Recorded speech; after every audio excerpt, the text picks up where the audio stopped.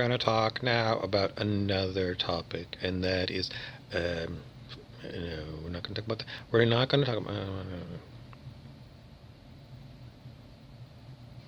I ain't talking about it. I am being unable to give you a word other than someone is. They want me to talk about insufficient data to give you a good talk about. So I keep telling them to fuck off, and they keep bothering me. Who am I talking about? I'm talking about the Archons. I talked about the Archons the other day, and the Archons pretty much here every day with me. The strange thing about the Archons is after they beat me up for 8 hours or something, and then they turn off their toxic nature, and then when I'm making videos, quite often the Archons will talk to me during the videos about certain things that they might like to have me talk about. And just so you know, if you didn't see my previous videos about Archons, Archons are non-physical demonic beings. The reason we call them demonic is because if you met them in human form, you would say they're pretty much criminal in nature. They're pretty much highly dangerous. They're beyond bullies, way beyond bullies. With a bully, pretty much what happens, everyone knows, is you just stand up to the bully. You have a fight in the schoolyard, and once you've shown the bully that you're willing to stand up for yourself and put up your dukes, the bully moves on and might even want to befriend you. But with non-physical demonic entities, no one will ever really figure them out. It's like they're under some kind of a spell. And the spell sometimes is they're going to be unbelievably horrible to you, and other times they're going to be almost helpful to you.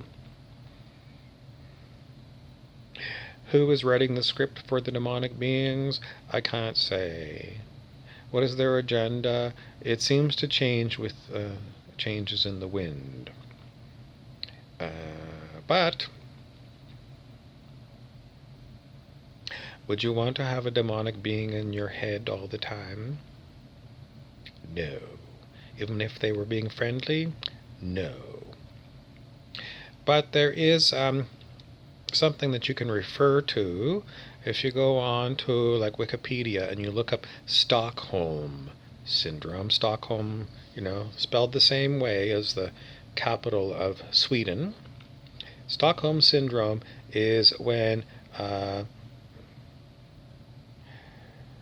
you have been conquered by kidnappers, for example, and you've been with them a long time, and there's no sign of becoming free from your kidnappers, and you have to live with your kidnappers in close quarters day to day, so you get on talking terms with your kidnappers, and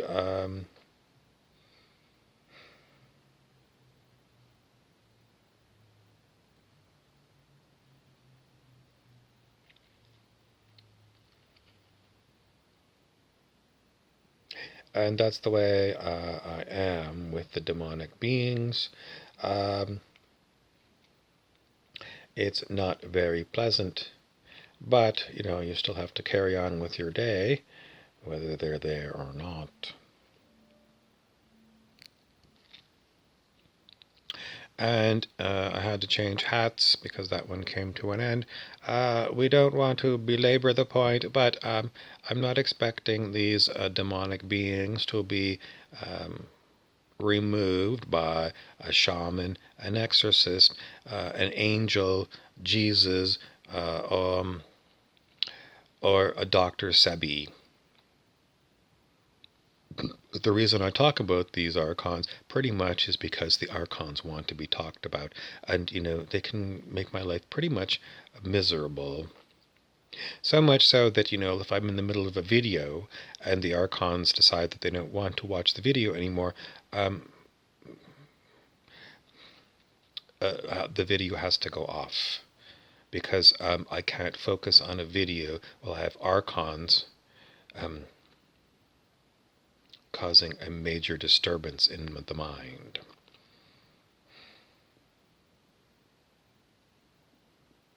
Can you fight archons? No.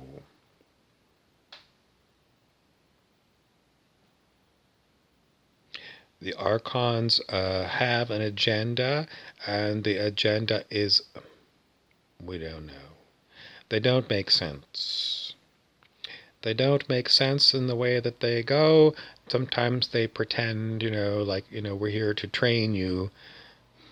We have to play nasty with you so that we can train you in how to deal with nasty things.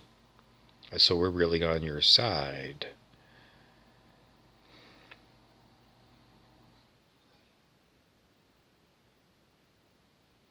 At some level, the archons think that they are serving the good of me and of you by being characters here. And is it true?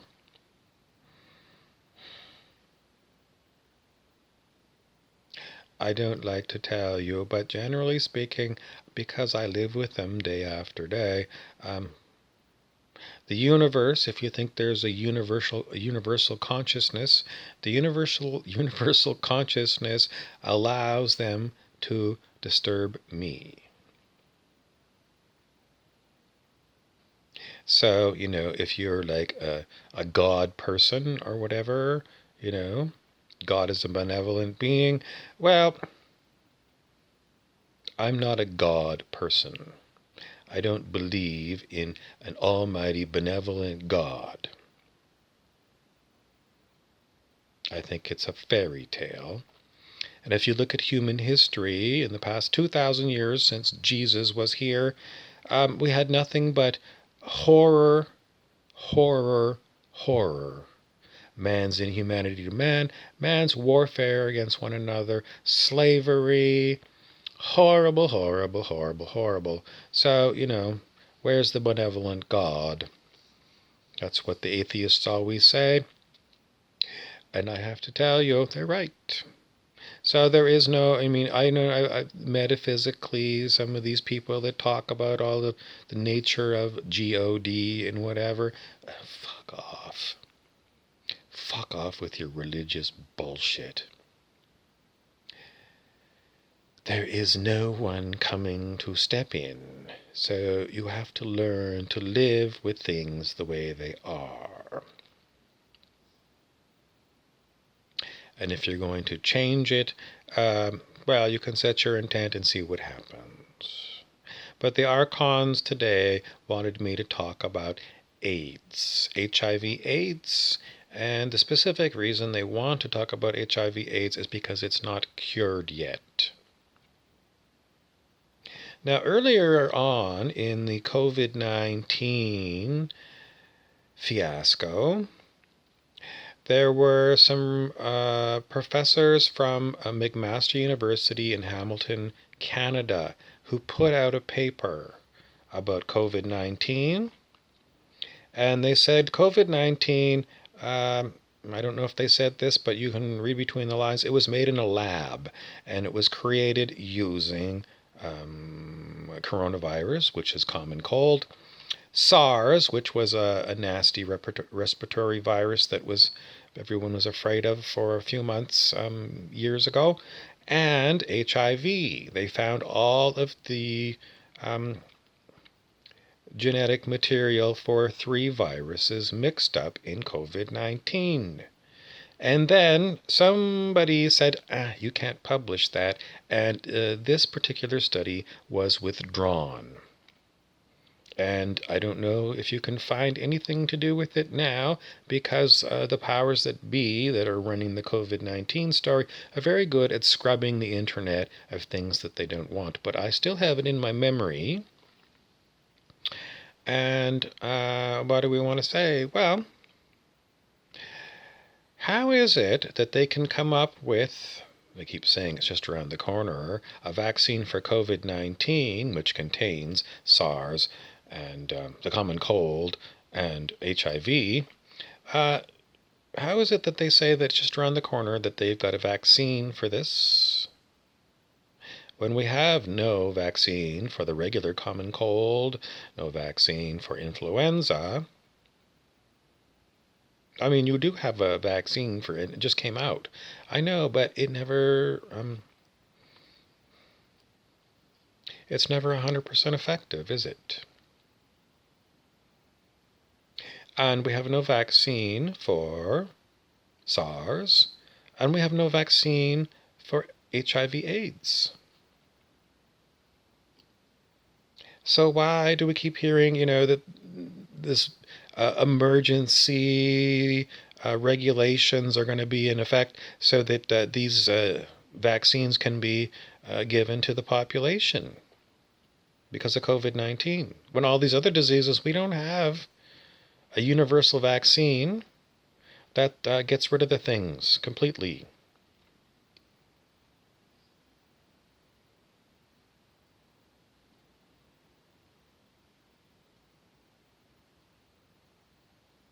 I see nothing but lies. I see huge sales for big pharmaceutical companies, and that is the driver of this whole fiasco. It's money for big pharmaceutical companies, who are the biggest criminals on the planet. Because they will do anything, including shut down the whole planet and ruin all the world economies so that they can make more money. Greedy motherfuckers that they are.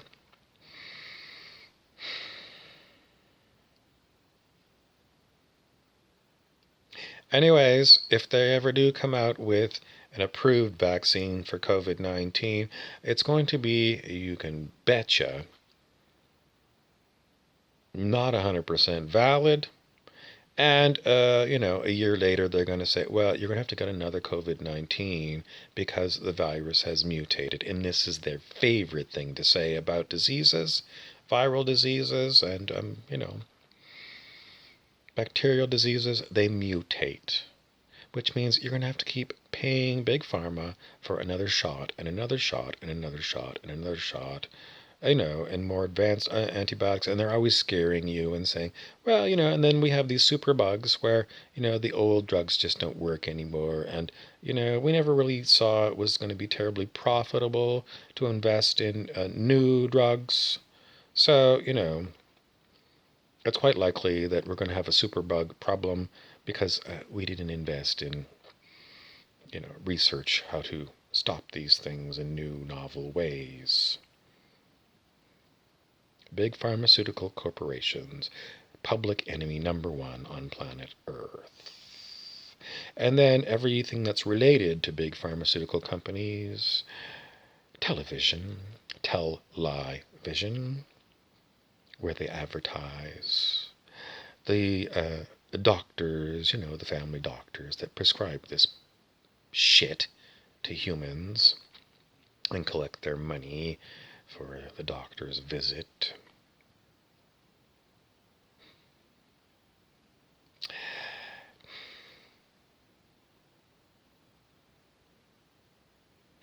Are these ever going to come to an end?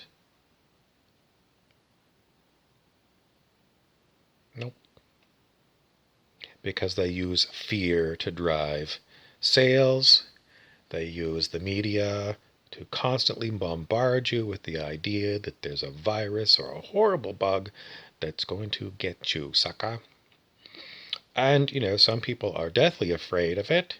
And other people are more rational, and they're going to say, well, a balance of probabilities, a rational-minded person would say, if it's available, take it. Because, odds are that it's going to help you more than it's going to hurt you. So it's logical that you would take these things. And this is the way you are played.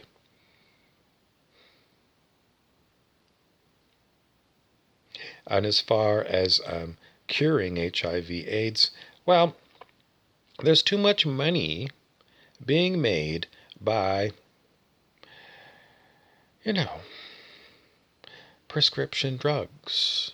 Because you got a person with HIV/AIDS, and If their drug bill is $1,500 a month and the person lives to be 80 years old, that's a lot of money on each individual person going to big pharmaceutical corporations.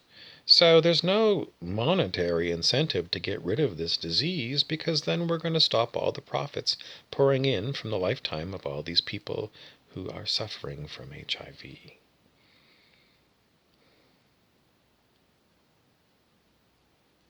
That's the big one.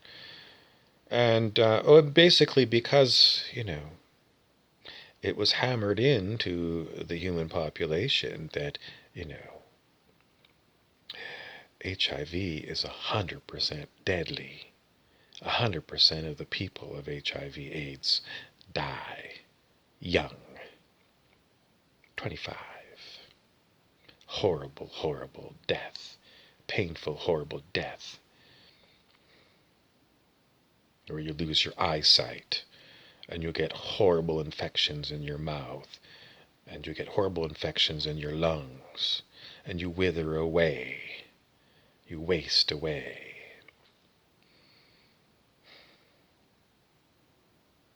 And I always wonder, is this a man-made disease? I'm convinced it is. And then on the second hand, is it a disease? Why do I say that? Well, it's just that in my personal life, I've never seen one of these people that was shown on television. One of these people who was wasting away and had, gone blind and had thrush on their tongue and Kaposi's sarcoma. That's what Tom Hanks showed when he was an HIV person in the movie Philadelphia. Horrible. I never saw these things on people. I didn't. AIDS was basically announced in like 1984. Never saw one of these AIDS people. I saw people, I've met lots of people over the years who have been diagnosed with HIV, but I've never seen any of them that look this way, that it was presented on the news. What does it mean to me? It means I have big questions whether it's a real disease or it's a fake disease, and big pharmaceutical companies have a big scam going on where, well, they've got these fake tests that sometimes come up positive. And if you come up positive, then they own they own everything, right? You just believe what your doctor tells you, and he tells you what the lab tells you. And the lab technologist goes by what? I don't know what the fuck goes on in one of these labs. Do you trust the lab techs that do your work? I trust no one on planet Earth. No one. Because every different grouping of human being on the planet has been shown to have been corrupted. And nothing corrupts people more than money and a scam that can't be found out, because you hold all the cards, because you've got billions and billions and billions of dollars, big pharmaceutical companies, and you've got these medical professionals that wear stethoscopes and white lab coats and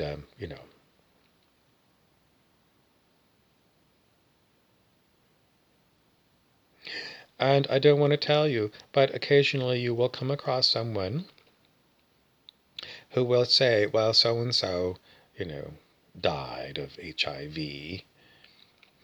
Or so-and-so will say, well, I knew somebody who died of wasting disease.